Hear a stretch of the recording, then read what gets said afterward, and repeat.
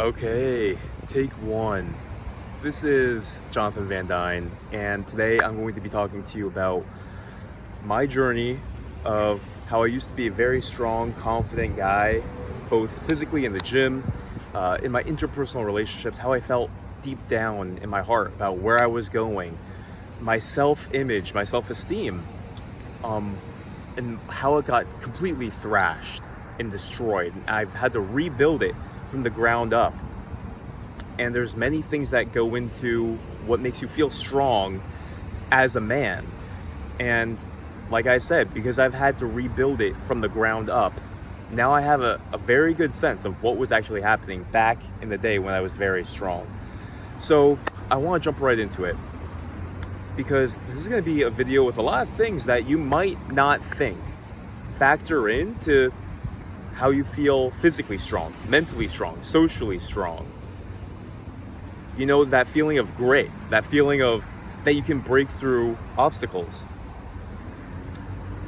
The energy that you have that radiates and makes you magnetic and attractive, that makes you feel like you can accomplish and you can achieve. I used to have that.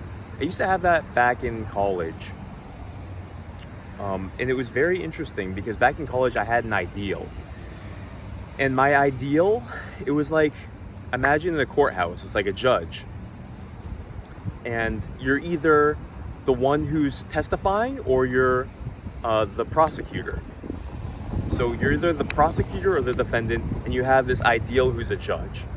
And everything that I did was literally held to the standard of the judge. And so you're constantly wanting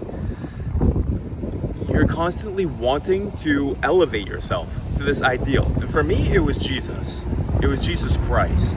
And this idea that, it's kind of windy here, this idea that I could evolve myself and get to the point where I am so smart and wise and kind and compassionate that I can relate to everybody, I can overcome any hardship that people put towards me, just like Jesus, because that's who Jesus is. And it gave me such an inner warmth and strength. It held every single thought, sentence, and word to that ideal. I know it's feeling a little bit esoteric, but that's really what was happening as I look back. Is that when I would think about my relationship with people, when I would think about what to say to somebody in the store, when I thought about how I relate to women, when I think about how I relate to people at church, who I am in relationship to them, it's held to this ideal that's transforming me as I go towards it. And so my relationships are turning out very good. I felt very strong in my body, felt very strong in the gym. I had a great girlfriend. My family life was pretty stable. My friends were great. I had a good following. I was pretty popular. We would constantly have sports, and we would all get out there and play sports and have like 15 guys out there. Things were going good. But something very interesting happened that turned all of that around and plummeted me into a dark abyss of failure, loneliness, rejection, feelings of weakness, lack of understanding. And long story short, it was basically how I threw away my ideal. I threw away that judge, that shining image that was drawing me and governing and directing every single one of my relationships and interactions. I threw it away. I threw it away in the name of atheistic nihilism. And the real reason I threw it away was because I wanted to be free to do whatever I wanted. I didn't want to have this ideal to have to live up to. I wanted to go out and be promiscuous. I wanted to go to the online cupcake factory. I gave in to lust. I gave in to this pride and how powerful and great I was, and how I can go and get all these things. So I thought, look at me, I can get all these girls. Look at me, I can get all this money. Look at me, I'm so powerful, I'm so popular, I'm so magnetic. And so I thought that I didn't need my ideal. And so I threw it away, not knowing what I actually threw away was the richest thing that I really even had. That was truly the most valuable thing I really had, because it was guiding me towards success. And I was getting it, but then I didn't realize that when I threw it away, I would change. And I'll tell you how I changed. Instead of having this ideal that I'm striving towards of integrity, enriching others, being kind, being noble, helping the world heal, instead of that, now I didn't even realize this. It became, I'm so great. Look at me. Oh yeah. Ain't I great? You should like me. I'm so cool. That's how I was approaching life. Like, I'm smart. I'm smarter than you. You should listen to me. I got it going on. And the truth was, I wasn't really. I wasn't. And so I turned off so many people with this attitude, and I turned off my own success switch. And I didn't even realize that throwing away the shining vision of an ideal, and a very smart ideal, might I add, and exchanging it for this cheap, prideful philosophy that started guiding me. You know, this is what people talk about when they say, what's in your heart?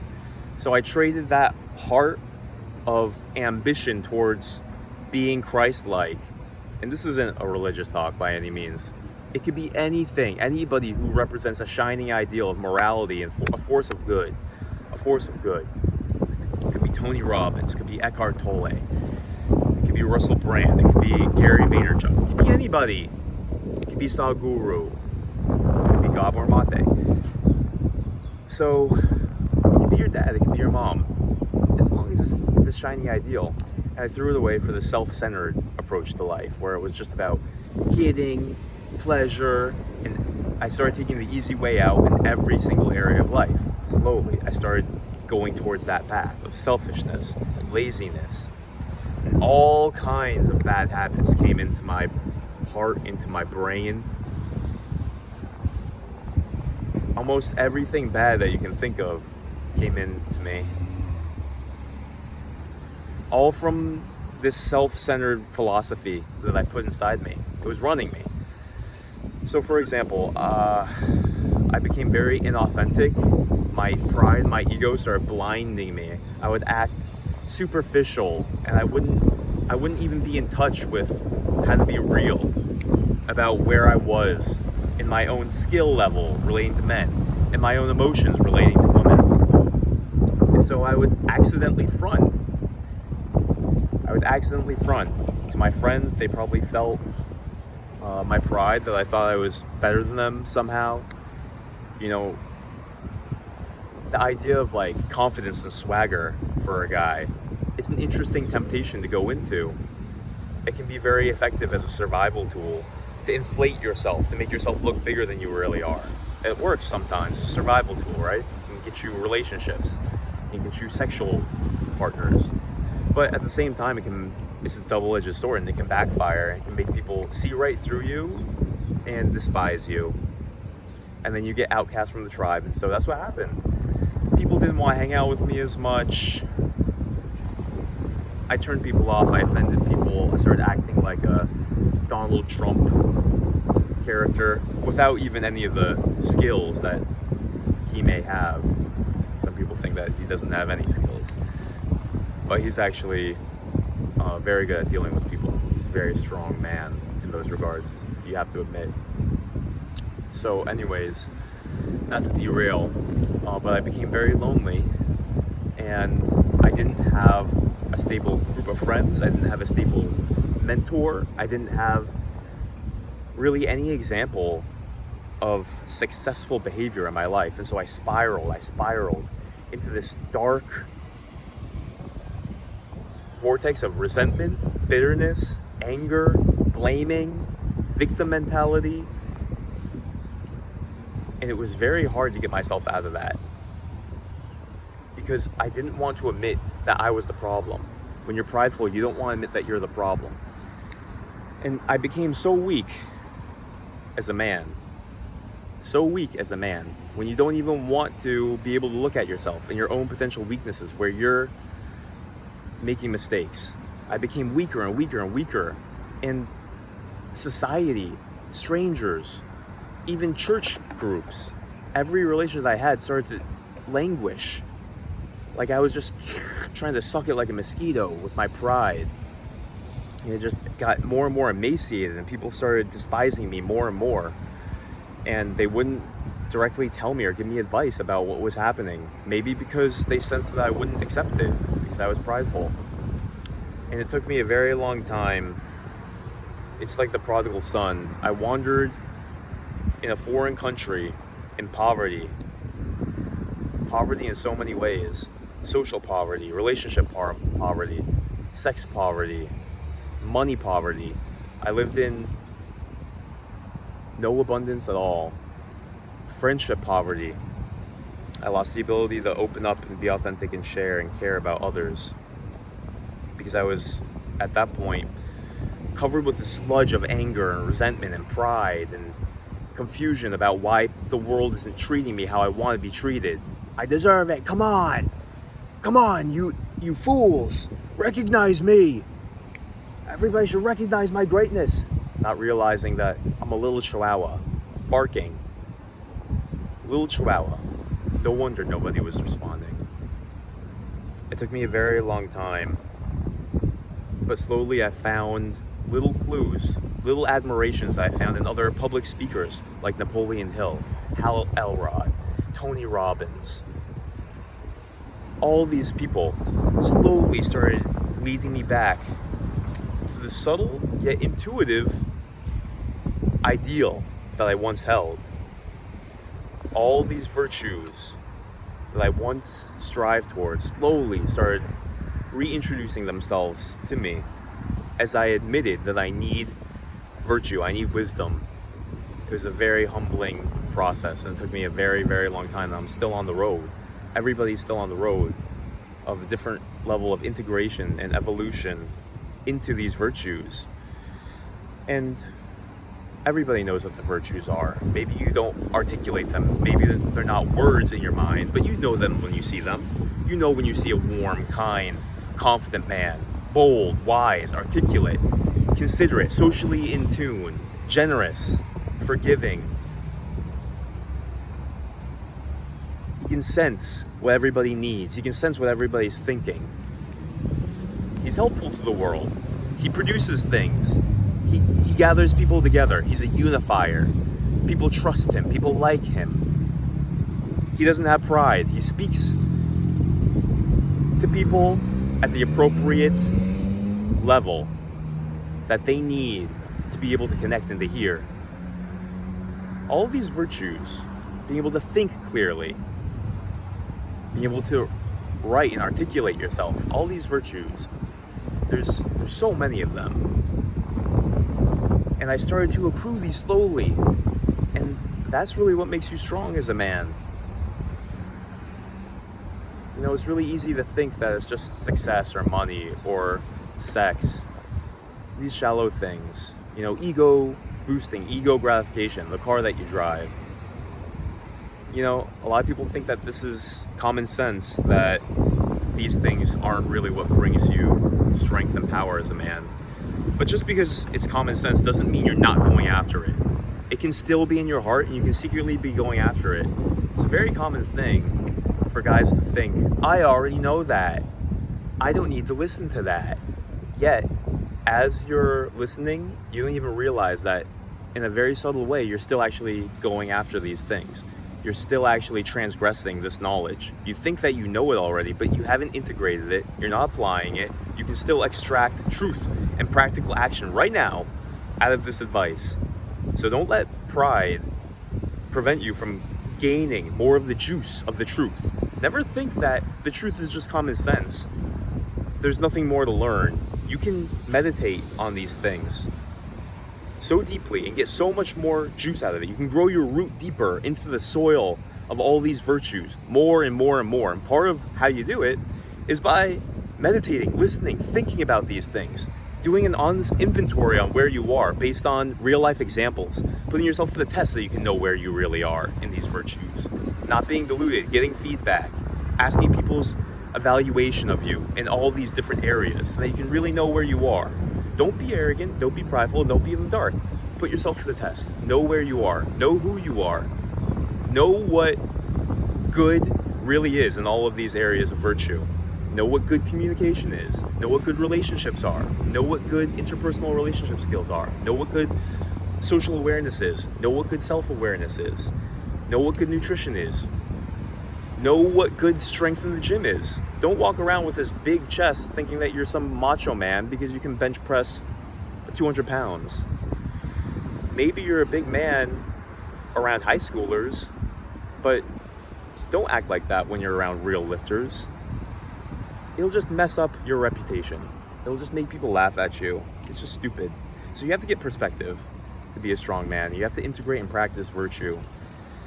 And you have to be humble, which is a taboo word for a guy. Humble just means you have an accurate perspective of where you are, where others are, and you conduct yourself appropriately. That's all it means. Doesn't mean that you can't have strength. Doesn't mean that you can't have grounded stability.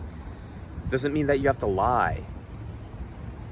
Doesn't mean that you can't be comfortable with where you are, even if everybody else is above you. You can be proud of your own particular strengths, even if everybody has strengths that are above you. As long as you acknowledge other people's strengths. Acknowledge that the strengths that you have are not of only your own virtue. That's how you know someone's humble. When they don't act like they're their own creator. No, the only reason we're able to have virtue is because of the help of so many people. The help of people who built our functioning society, our family, all the friends. Where do you think we get all these virtues from? It's from seeing the virtue and then integrating it. We get inspired, we get taught by other people, we read books, other people give this into us, whether it's in a million different ways.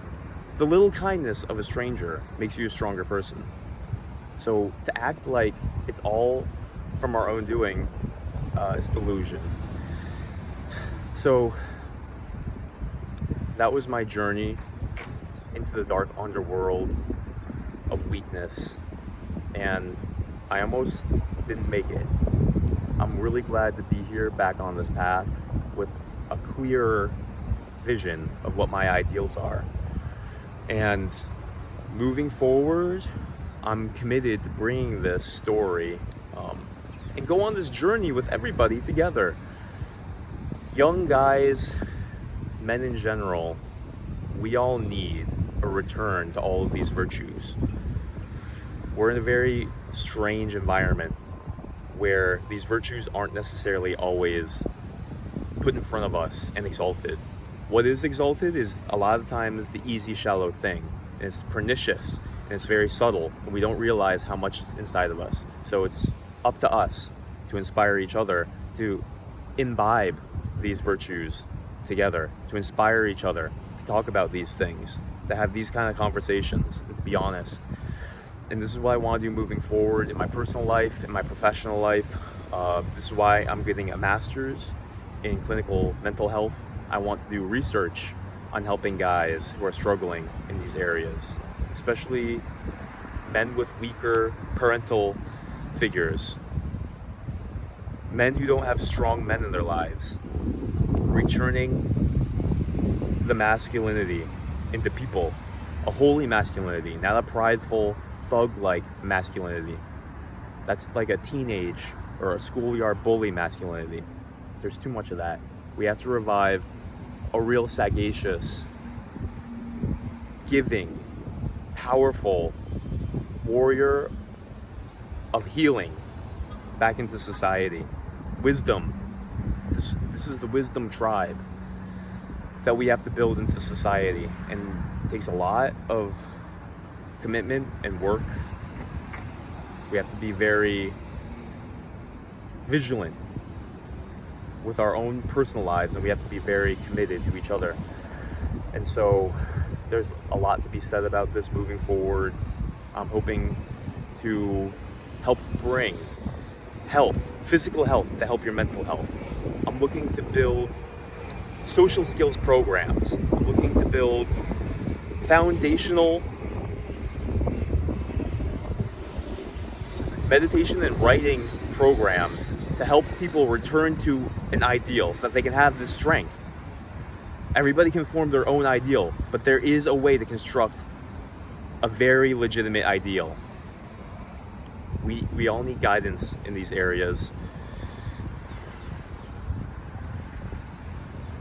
There's a lot to do, and we need each other. So let's make it happen. We can, and we are. So you guys know me. I'm Jonathan. This is my channel.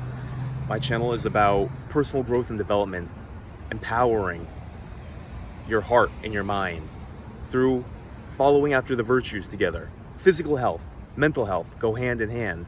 We're here to become new men, to make a new society. If you like this video, please push the like, turn the little finger blue, tickle the finger, subscribe so that we can stay in touch and keep on having these good discussions. Let me know in the comments what's not said in this discussion, what people need to hear. Add in some value. Or let me know if you think that there's anything that I could improve. We have to be able to have this honest, open communication. I think YouTube is a fair ground for criticism. I don't think I have to invite it. So anyways, have a great, strong day, and I will see you next time. Blessings to you.